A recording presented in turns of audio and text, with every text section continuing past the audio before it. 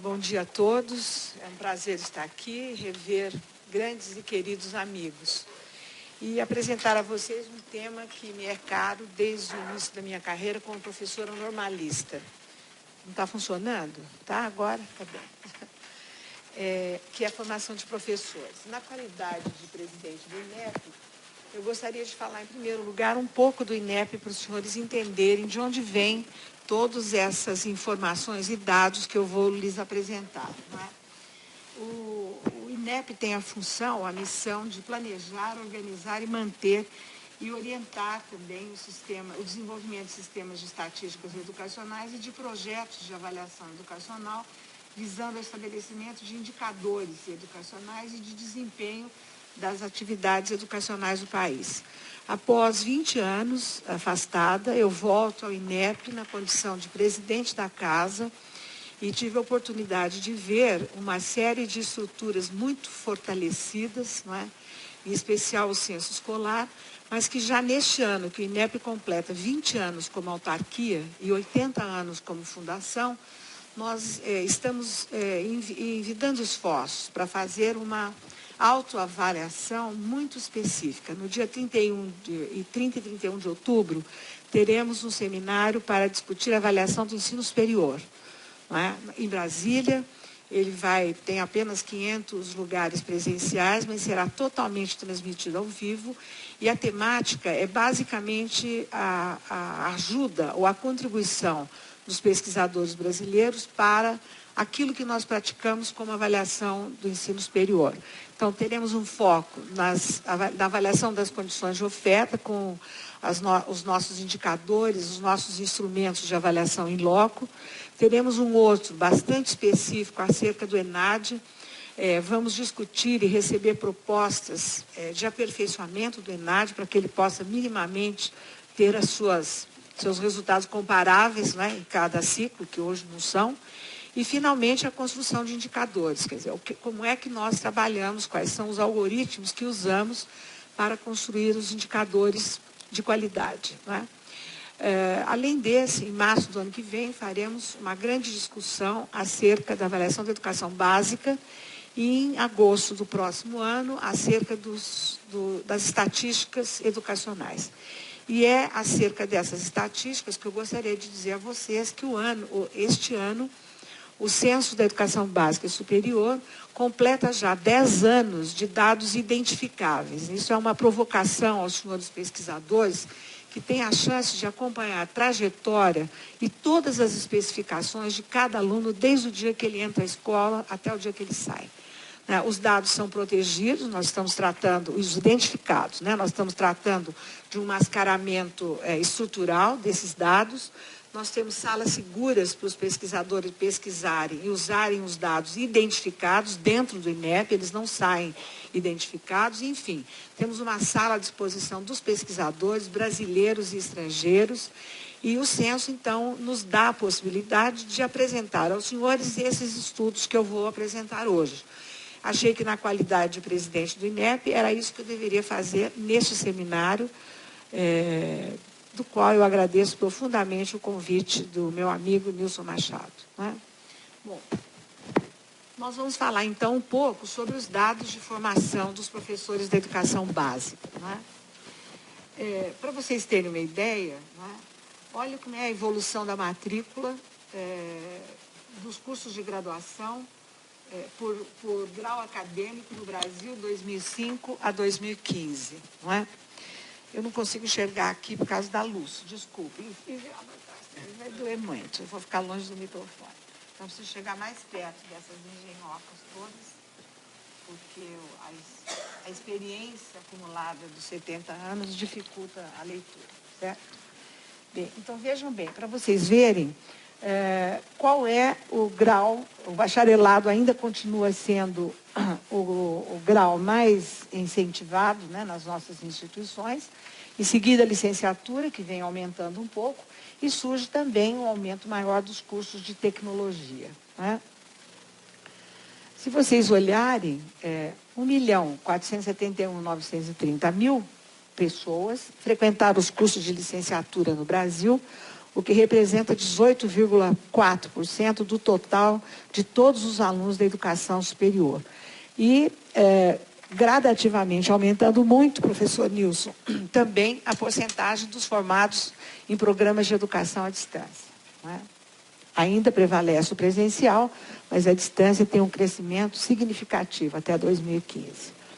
Então, aqui, vocês veem a formação dos professores presenciais fortemente ofertado nas instituições públicas e a distância dividido aí entre públicos e privados. Né? Vocês veem que cresce bastante a oferta no setor privado, à distância. Aqui vocês terão, inclusive, a oportunidade de ficar com o registro desses dados para discutir um pouco melhor, mas alguns dados nos chamam muita atenção. Olhem vocês a alta incidência de cursos de pedagogia. Não é? E depois, então, as licenciaturas com muito menos intensidade, mas também presentes aí na oferta do ensino superior. Aqui é a trajetória de estudantes no curso de ingresso. Vejam a pedagogia, a taxa de desistência como aumenta em 2014. Não é? Em 2010 ela é pequena e ela vai aumentando gradativamente e praticamente aumenta muito ainda no 2014. Quer dizer, o investimento que nós fazemos, que a gente contrata professor, contrata instalação e etc. e tal, e não há sucesso na conclusão do curso. Não é? Ainda assim, olha para vocês verem a formação do professor de Química, como ela vem decrescendo também ao longo dos anos, não é? E com a taxa enorme de desistência de 2014 também se acentuando. Olha um pouquinho os professores de matemática, né? Olha a taxa de desistência como é bastante intensa já em 2013 e acentuando em 2014. Não é?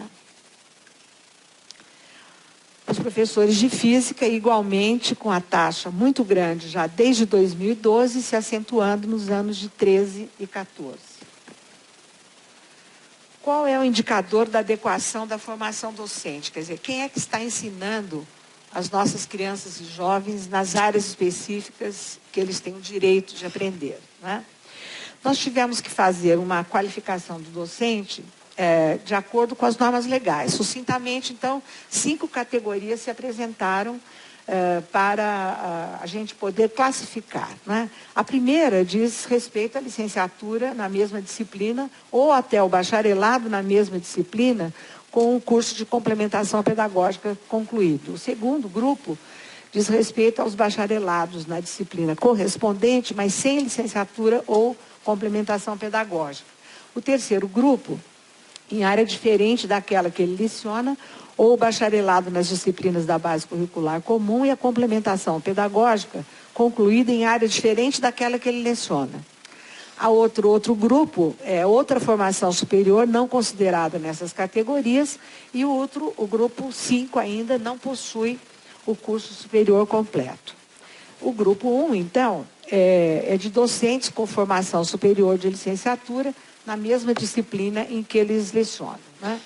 Para vocês terem uma ideia, nós vamos fazer um exercício para vocês verem como é que nós fizemos esse cálculo. Né? Então, a turma, nós verificamos em cada turma, preciso fazer um reparo aqui, que é com todos os docentes em exercício, em efetivo exercício nas escolas brasileiras. Tá? A turma, por exemplo, do terceiro ano do ensino médio. Você tem aí o professor fictício, tá certo?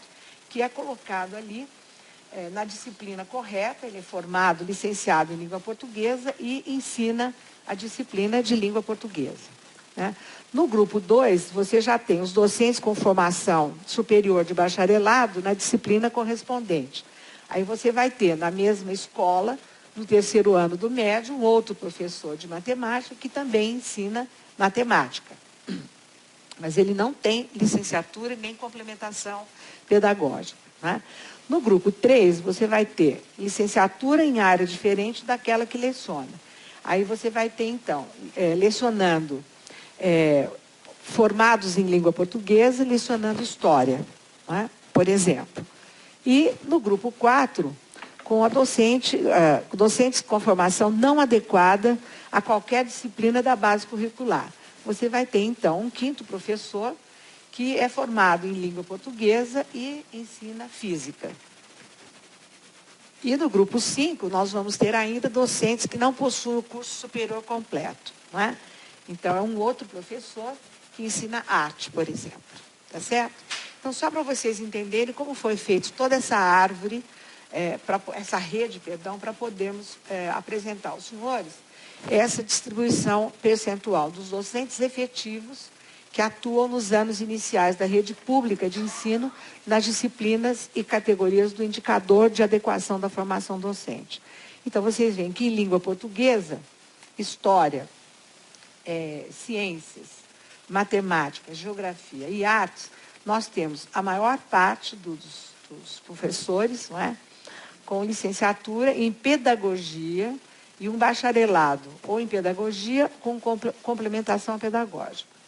Os azuis aqui, os 40%, estão em outras formações. Então, vejam bem, o grupo 1 de língua portuguesa é aquele grupo com a formação mais adequada, o verde. O verde clarinho é aquele que tem um bacharelado e uma complementação pedagógica. E assim por diante naquela apresentação que eu já fiz a vocês da nossa classificação. Então, vocês veem aí a porcentagem, um pouco mais do que a metade, de professores com a formação adequada, acentuadamente maior em língua portuguesa e menor em artes. Aqui também você vai ver nos anos finais do ensino e no ensino médio da rede pública. E aí as coisas começam a ficar um pouco diferenciadas, né? Biologia apresenta a maior adequação, depois língua portuguesa, depois química, e aí nós vamos, então, tendo um pouco de estabilidade em matemática, em inglês e educação física, história e ciências, já diminuindo, né? Geografia e aí física, filosofia, sociologia e artes, um número bem menor de professores com a formação adequada. Agora eu gostaria de apresentar aos senhores o nosso trabalho, o que este censo identificado permitiu que fizéssemos, depois de 2 anos de estudo com o Ministério do Trabalho, tendo acesso aos dados da RAIS. Vocês sabem que os dados da RAIS são fornecidos pelos gestores, ou das escolas, ou das redes de ensino. Então, não é nada, absolutamente nada que o INEP tenha inventado. Nós usamos os dados do censo para fazer esta associação com os dados fornecidos pela RAIS, né? Isso deu muito problema, né? Porque você evidencia um dado oficial e real. Nós tivemos que usar uma normatização para 40 horas, mas vocês verão que se a gente dividir as 40 por 20, dá a remuneração bruta de cada professor, né? O que nós fizemos? Nós fizemos uma estimativa para o Brasil, depois para todos os estados, depois para todos os municípios. Nós temos esses dados bastante especificados, estratificados até por município, né? O que nós usamos? Nós usamos o censo escolar, que é o nosso EducaCenso, conforme eu disse aos senhores, há 10 anos, consolidando e coletando dados de identificação individual de alunos e professores, e depois a relação anual de informações sociais, que é do Ministério do Trabalho, né? Como vocês sabem, que é a RAIS, conhecida RAIS. Nós pudemos, então, relacionar a rede de vínculo do docente a partir da escola de atuação, com a fonte pagadora de sua remuneração. Aqui uma outra explicação. A remuneração não é o salário, é o total de vencimentos que ele persegue. Todos os meses ele recebe na sua folha de pagamento, tal como informado pelo Ministério do Trabalho. A rigor, com essa identificação da remuneração e a respectiva fonte pagadora, foi possível construir diferentes estatísticas que considerem tais valores, medidas de tendência central, de variabilidade, de custo relativo ao pagamento do conjunto dos profissionais em regência de sala de aula, para qualquer agregação que se queira, tendo como referência os dados do censo escolar. Portanto, há aí um universo de dados a serem explorados por aqueles que se dedicam a fazer esse tipo de análise, né? A outra coisa também, então nós fizemos essa junção, essa combinação entre os dados do censo escolar e os dados da RAIS. Né? Por exemplo, nós fizemos para dar um exemplo a vocês, vamos imaginar uma escola municipal de Goiânia fictícia, é lógico. Né? A SEDUC, os dados da Secretaria Estadual, não nos satisfazia para fazer esta aproximação. Nós fomos, então, buscar os dados da Prefeitura de Goiânia, fornecidos pela Prefeitura de Goiânia para a RAIS. Né? Então, essa foi uma associação possível. Depois nós fizemos um professor que está exercendo o cargo de professor. Vocês não imaginam quantos cargos existem totalmente desvinculados da atuação do professor. Nós temos professores que atuam como enfermeiros, como médicos, como assistentes sociais. Esses, então, não foram considerados. Né? E, finalmente, a nossa dedicação para aqueles professores, dos dados, que efetivamente estão em sala de aula. Né? Bom, a média da remuneração mensal, que foi informada na RAIS por esfera administrativa, quer dizer, o empregador é que diz referente, então, ao ano básico de 2014, e devidas em cada mês trabalhado, pagas ou não, computados os valores considerados rendimento do trabalho. Integram a remuneração mensal, de acordo com a definição do Ministério do Trabalho, salários, ordenados, vencimentos, soldos, soldadas, honorários, vantagens adicionais extraordinários, suplementação, representações, bonificações, gorjeta, gratificação, participação, produtividade, porcentagem, comissões e corretagens. A única coisa que é excluída no cálculo da RAIS é o 13º salário. Né? Quais foram os resultados do pareamento que conseguimos? Né? Nós tivemos cerca de 2.229.000 dados CPFs do censo da educação superior. E tivemos destes 2.498.379 vínculos estabelecidos. Às vezes o mesmo professor tem mais um vínculo de trabalho. E os dois foram, então, considerados. Nos CPFs da RAIS, nós tivemos 2.222.257 CPFs e na RAIS 2.478.443. Para fazermos, então, a junção possível, né, e necessária para o trabalho, nós conseguimos, então, 1.969.678 CPFs e desses 2.184.395.000 vínculos estabelecidos, numa porcentagem aí de 87,4% de representação do universo estudado. Né? Para vocês verem, então, nós distribuímos isso pelas esferas administrativas. No federal, nós temos aí 87,7% de representação. No estadual, 95,6% aos 70 anos. Municipal, 89,8% e, finalmente, na rede privada, 70,6% de representatividade desse pareamento. Tá? Para vocês imaginarem, 7% de localizados na rede federal estão assim distribuídos pelo Brasil inteiro do ponto de vista da presença dos estados, onde o pareamento foi mais intenso no final da nossa coluna e onde ele foi menos intenso aqui no início. Seguramente no Amapá houve algum problema de preenchimento desses dados. Né? Repare um pouquinho, onde é que está o Rio de Janeiro? Isso. Você vê que nós tivemos 70,3% de pareamento possível. E vocês verão o impacto disso no resultado, onde o secretário estadual de Educação, para os quais todos os secretários, esses dados foram apresentados numa coletiva técnica anterior à divulgação, e ele simplesmente proibiu o INEP de divulgá-los. Foi o único estado onde isso aconteceu, embora no Pará tenha acontecido uma coisa interessantíssima, porque os salários, como verão, é alto, e aí o secretário disse que ele é mais alto ainda, mas que ele corrigiria isso na próxima declaração para a RAIS. Né?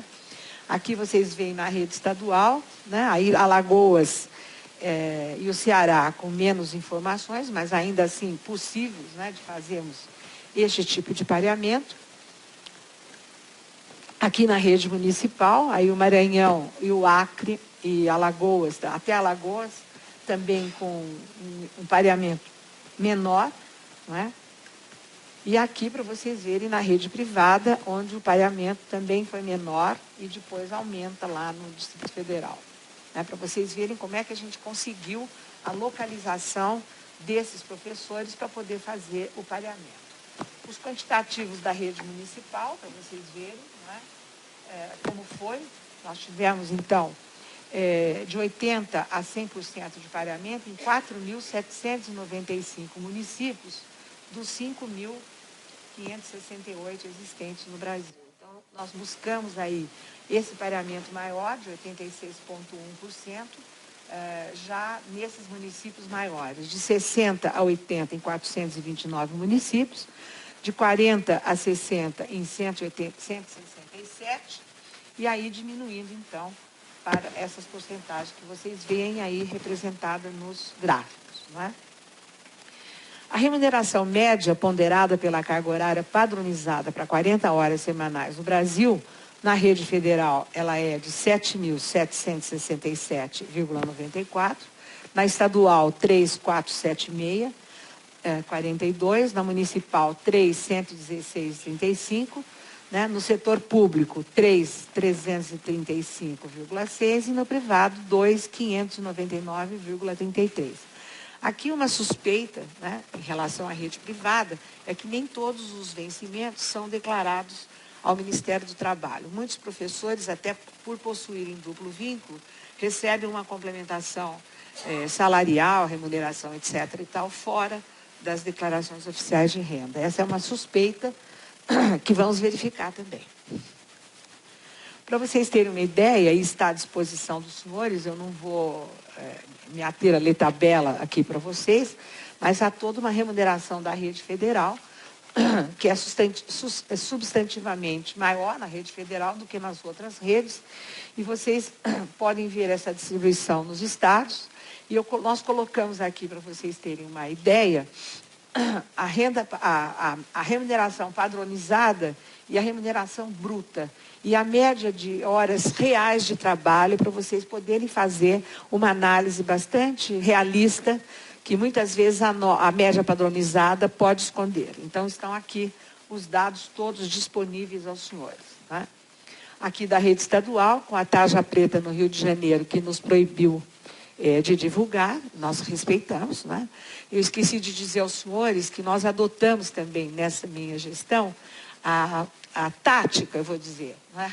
Vocês sabem que jornalistas são, se tem algum presente aqui, sabem que eu estou procurando um para assassinar. Não é? Porque eles, depois que eles divulgam os dados, muitas vezes de forma errada, não tem jeito no mundo de você corrigir a informação certa. Então, nós combinamos com um grupo de jornalistas especializados em educação, que é o GEDUCA, que sempre faríamos a véspera da divulgação, entregaríamos os dados embargados e faríamos uma coletiva técnica para explicar a eles toda a construção, a origem da produção de dados, né, e os resultados para qualificá-los melhor para as suas reportagens. Né, e damos nessa data os dados embargados. Né.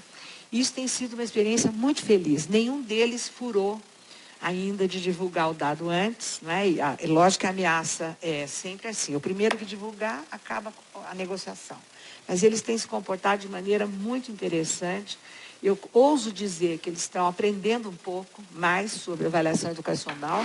Seguramente a área mais difícil é a área do PISA, não é? Porque há muita bobagem falada sobre o PISA no Brasil, mas eles têm se comportado maravilhosamente bem. E foi exatamente nessa divulgação prévia, que neste caso fizemos também para os gestores, que o Rio de Janeiro proibiu a gente de divulgar os dados. E a vingança do meu diretor de estatísticas é a tarja preta, não é?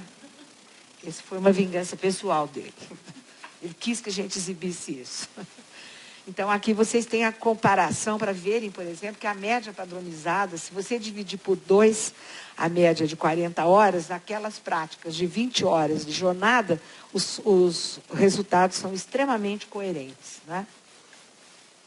Aqui, então, na rede privada, né, onde sobe aquela suspeita que eu disse a vocês, que é absolutamente suspeita dessa remuneração complementar não declarada. Né, e aqui, então, a rede municipal. E vocês verão agora que as capitais, elas sempre praticam um salário muito maior do que as outras redes do interior dos estados. Né? Para vocês verem aqui, tem uma remuneração interessante, diferente do que eu estou dizendo agora, diferente nos municípios e maior nas capitais. Se vocês olharem, as bolinhas vermelhas representam, então, o aumento, né, daqui na faixa, um aumento muito maior em relação aos municípios do interior. E se vocês olharem, esse traço preto que se vislumbra aqui no meio, é a remuneração média do Estado. Então, vocês veem que, de fato, do Brasil, perdão, de fato, muitos municípios praticam um salário maior do que a média nacional. E nas capitais isso é muito mais intenso do que nas redes do interior dos estados. Aqui nós estamos usando um trabalho de consistência de resultados, usando os dados do CIOP. Vocês sabem que o CIOP é uma plataforma obrigatória de prestação de contas das prefeituras municipais, e vocês veem aí, então, uma grande consistência em relação aos resultados que produzimos. Né? O coeficiente de Pearson aqui é de 0,97, né, com a R2 de 0,94. O total localizado das RAIs por rede de ensino, de 2002 a 2014, para vocês verem, nós conseguimos, então, grandes porcentagens em cada uma das redes, né? E o que nos qualifica um pouco o trabalho que o INEP vem fazendo para poder aprimorar mais a produção das nossas estatísticas educacionais. Né? Sempre a rede privada, com informações ou localização da RAIS, muito menor do que as outras redes. A remuneração média ponderada, então, pela carga horária padronizada, em 2014, que é o que nos interessa mais, na rede federal 7.764,94, e a privada, então, 2.599,33. E as redes estaduais e municipais, um pouco menor do que as duas e maior do que a declarada pela rede privada. Bom, eu não podia deixar de contar aos senhores, né, já que o Nilson disse que eu represento o MEC, que não é isso que eu faço, eu represento o INEP, tá certo? Mas eu vou contar para vocês um pouco das principais ações em andamento para a reestruturação dessa política nacional de formação de professores. Elas estão em andamento, amplamente discutidas, não é? Eu acho que a Bernadette vai falar um pouco mais sobre tudo isso, mas eu não poderia deixar de mencionar um pouco para vocês qual é a natureza deste seminário, né? A transição, quer dizer, no ensino regular, nós estimamos a necessidade de formação de cerca de 250 mil docentes. Né? Você tem as universidades federais presentes em 288 municípios, nas estaduais e municipais em 553 municípios e nas universidades privadas em 424 municípios. Então, vocês veem como as estaduais e municipais têm uma grande incidência em cada município desses 553 apontados. Né? A formação inicial, quais são as grandes iniciativas de apoio à formação, dependendo da dimensão a ser atendida? Então, no FIES, estuda-se, já foi programado, um desconto no pagamento de financiamento de curso de licenciatura para alunos que ingressaram na rede pública de ensino, né, para suprir um pouco o déficit de professores. A Bolsa do ProUni, a prioridade é de bolsa integral e parcial para professores da rede pública que não têm formação na área. E o PIBID, uma melhoria da qualidade na formação inicial de professores por meio de iniciação à docência em escolas públicas. Aqui, então, visando a qualidade da formação. Tá? Aqui também algumas iniciativas em relação à formação inicial. Né? Uma revisão por meio da Universidade Aberta do Brasil, que, como os senhores sabem, estava muito incipiente, mas ela vai ganhar um novo vigor com a revisão de conteúdos base nas áreas de tecnologias de informação, matemática e português para os alunos ingressantes nos cursos da UAB. Ainda, né, a oferta de curso de nível superior com 70% de vagas para a área de formação de profissionais da educação básica. E a última, que eu acho que é interessantíssima, que é o fomento a cursos de segunda licenciatura para os egressos de pedagogia ou outras licenciaturas, permitindo, então, a atuação nas séries finais e no ensino médio. Quer dizer, as iniciativas todas para suprirem aquela carência de professores que nós temos, né, com formação adequada.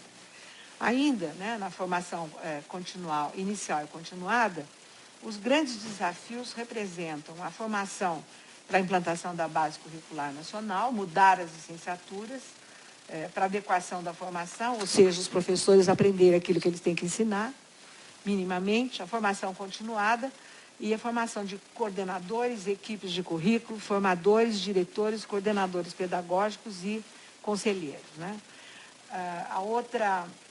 O outro portal da formação continuada vai privilegiar a elaboração e implementação do portal da formação continuada para oferta de cursos e percursos formativos. E, finalmente, a formação de multiplicadores em tecnologia e inovação para a implementação da Política Nacional de Tecnologias e Inovação.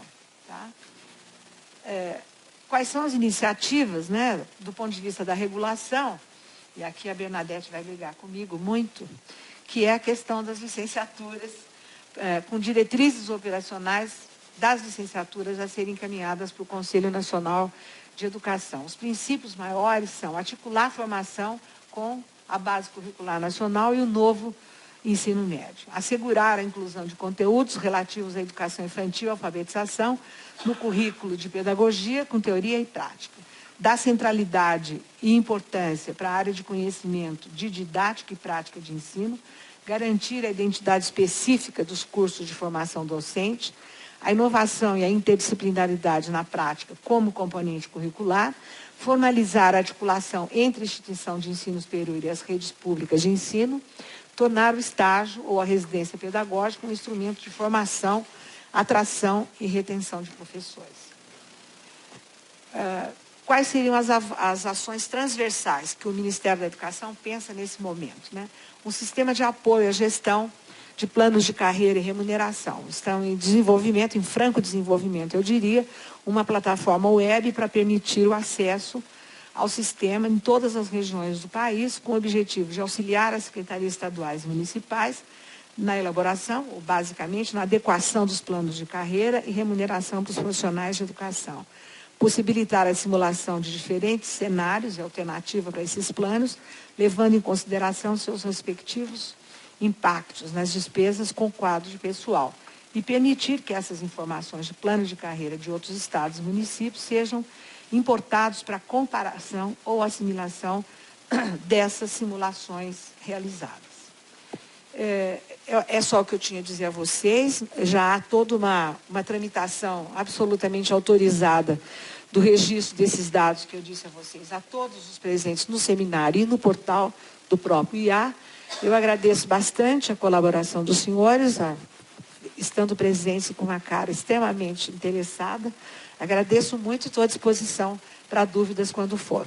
Gostaria que vocês frequentassem as nossas publicações, os nossos sites, os nossos Facebook, que estão ganhando agora uma qualidade pictórica e, acima de tudo, uma acessibilidade mais amigável para todos os pesquisadores. Muito obrigada.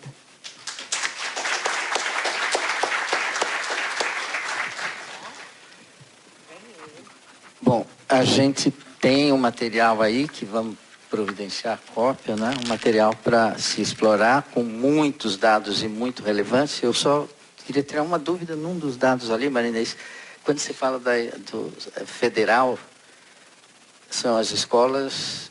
As universidades e os institutos federais de educação profissional, que viraram praticamente universidades, né? Certo, mas não são Cresceram professores muito. da educação básica, né? Não, são os professores das universidades. Não são professores da educação básica, porque o salário que aparece como média é muito discrepante. Não. São os professores da educação básica. Então, eu pensei que você das estivesse escolas perguntando da técnicas. agência de formação. Não, das federais são das escolas técnicas. Das federais são das escolas Isso. Técnicas, é isso. Isso mesmo, porque dos institutos federais. representam mais ou menos 1% do total de professores. Não é exatamente, é um pouco mais, mas um pouco mais de 1%, não é? É isso, né? E com uma grande distorção, né? Porque, infelizmente, os institutos federais, ao ganharem o status de quase universidade, eles são quase universidades, né? São praticamente, né? Com orçamentos enormes, como tem as universidades, eles deixaram de fazer educação técnica de nível médio, que era uma coisa que faziam maravilhosamente bem, Sim. E agora se transformam em professores tecnólogos, e muitos deles de bacharelados. E também de cursos de formação de professores. Bom, nós vamos então discutir essa apresentação da professora Marinês no período da tarde, dos 3 convidados. Mas a gente tem dentro do horário agora 10 minutos que a gente poderia atender a uma ou outra questão que apareça. Nós vamos ter a tarde para essa discussão, mas como seria até as 10h45, né? Isso, e a Marinês generosamente propôs isso, então alguma questão para ser proposta, formulada com a Marinês presente, que é um privilégio?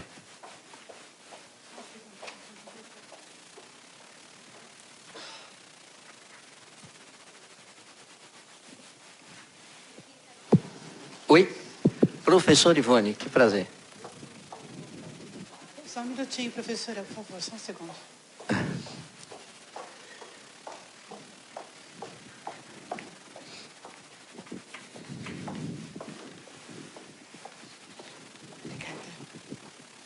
Marinês, eu exerço minhas atividades praticamente só na universidade. A minha prática docente foi a vida inteira na universidade. Mas nos últimos quase 20 anos, quando se formou o Instituto de Estudos Avançados lá em São Carlos, eu decidi voltar pelo menos 50% da minha atividade para entender melhor o que acontecia nas escolas públicas. E tive uma série de projetos. E existem várias coisas que me passaram exatamente pelo contato direto lá na escola, e não com os dados estatísticos e tudo isso. E uma das coisas que eu não vejo realmente em nenhum dos estudos, praticamente, é a valorização social do professor. O professor da sala de aula atualmente não tem autoridade alguma. Por vários motivos, as próprias direções para manterem as escolas do pseudo-padrão mais alto, como poderia dizer, reprimem, às vezes, alguns professores que querem ser mais exigentes quanto ao conteúdo das suas disciplinas. E isso faz com que os professores se sintam extremamente desvalorizados, não só, e isso perpassa até para os alunos. Então, uma falta de educação do tratamento aluno-professor. Então, todos esses fatores juntos, colocando ainda que os salários não são essas maravilhas, se não vem uma compensação psicológica boa para ele, o que ele faz? Ele se sente repelido do ambiente e vai fazer qualquer outra coisa, abandona a carreira. Tenho visto vários casos em que acontece isso com os professores mais bem intencionados, inclusive. Enquanto aqueles que estão acomodados dentro do sistema permanecem lá até a sua aposentadoria. Eu só queria lembrar disso, que é difícil medir isso, eu tenho certeza, para botar em termos estatísticos, mas, pelo menos sob forma qualitativa, eu acho que deveria ser um ponto bastante preocupante. Obrigada. Professor, eu agradeço suas palavras. Posso responder? Nós temos, sim, uma pesquisa qualitativa que é feita, inclusive, a Thales, ela chama-se Thales. É uma pesquisa que tem um componente internacional marcado por países da América Latina, da qual o Brasil participa, e o INEP é que operacionaliza. Nós estamos agora mesmo saindo a campo, onde essa questão é subliminarmente debatida, não é? A minha maior preocupação com os dados que eu apresentei a todos vocês hoje é a desistência que os futuros professores fazem durante o curso de formação. Quer dizer, isso é uma coisa que me preocupa muito agora. Os professores são pessoas vivas, participantes da sociedade e estão impactados por esse quadro que tão bem a senhora colocou. Eu professo uma crença de que o professor deveria ser aplaudido em todo lugar que ele entrasse. Não é? Eu não sei como fazer porque isso não é uma questão que nós possamos obrigar.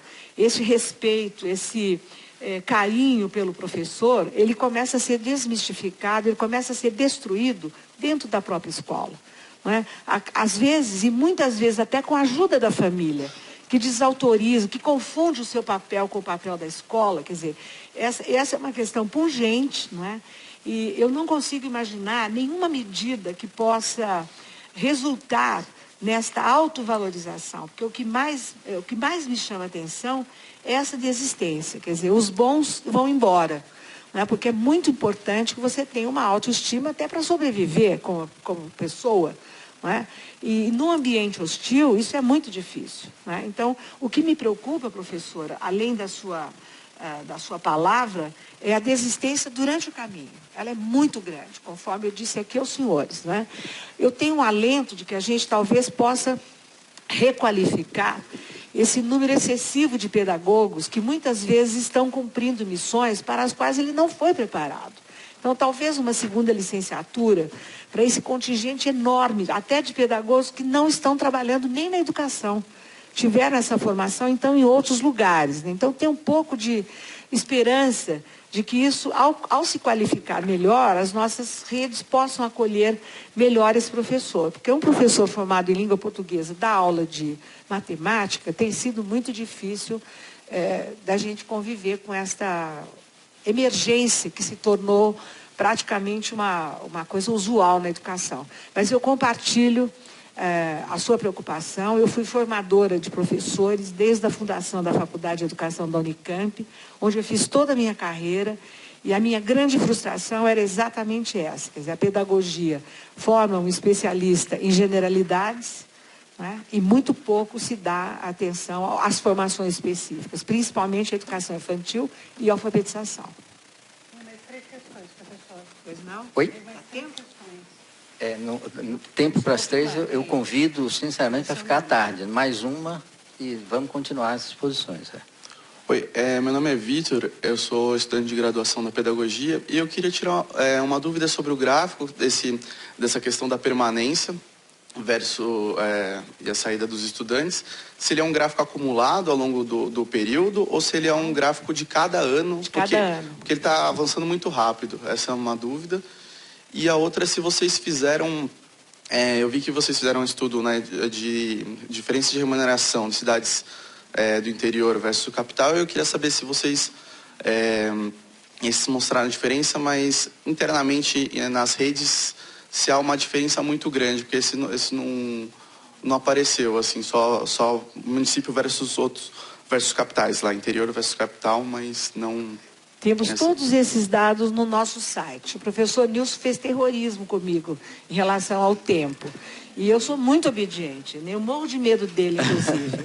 Sempre tive medo dele. É uma inteligência vibrante, eu morro de medo dele. Nossa Senhora, tá? Aí é mal, né? Mas temos todos isso nesses... Olha, esse material que a professora Marinês trouxe, disponibilizou, a gente já não imprimiu para todo mundo porque precisava consultá-la, né? Mas ela já autorizou e isso estará disponibilizado. Eu só gostaria de dizer ao colega que isso é uma pequena amostra das discussões no período da tarde, que a gente disporá de tempo bastante à tarde para essas discussões, não é? Que são muito importantes, que são decisivas. Agora, a Bernadette trará outros aportes, o Naumar trará outros aportes, e aí a discussão ainda vai ficar mais quente, não é? Porque algumas questões, aperitivos para o período da tarde. Em que medida a gente ainda sustenta, quando pensa no perfil do professor, essa distinção entre a formação em pedagogia e a formação do licenciado? Na medida em que o ensino fundamental é uma coisa só e a gente rompe artificialmente, né, com esse Fundi 1 ou Fundi 2, ou melhor, não é que a gente rompe, a gente nunca conseguiu grudar. Isso vem desde o primário e o ginásio e a gente nunca conseguiu grudar, não é? Então, de que professor a gente está falando? A Bernadette vai nos trazer também informações. Eu tenho um documento que o Conselho, uma lei, né, sobre as 600 horas para se aprender a matéria da escola básica para poder ensinar, né, Bernadette? É isso, né? É mais ou menos, mas eu estou com a lei aqui. Quer dizer, é mais que o óbvio que o professor da pedagogia tinha que conhecer o assunto para ser ensinado, mas isso precisa ser determinado por lei. Porque, na verdade, o que a gente está vendo é que grande parte dos cursos de pedagogia, não todos, mas grande parte, está formando mais assessor de ministro do que professor para a sala de aula. Está formando os cursos de pedagogia gente capaz de discutir políticas públicas mundiais, não é? Mas que não tem o gosto nem a preparação para trabalhar com criança pequena. Não é? A ponto de o conselho que cuida disso estipular, tem que ter no currículo pelo menos 600 horas para estudar a matéria que vai ensinar. Isso também ocorre na licenciatura, né? Mas enfim, gente, vamos chamar a Bernadette agora para a segunda exposição e vocês podem ver quanta coisa tem para a gente conversar à tarde. Por favor, quem puder, permaneça, porque vai esquentar. Obrigado, Maria Inês.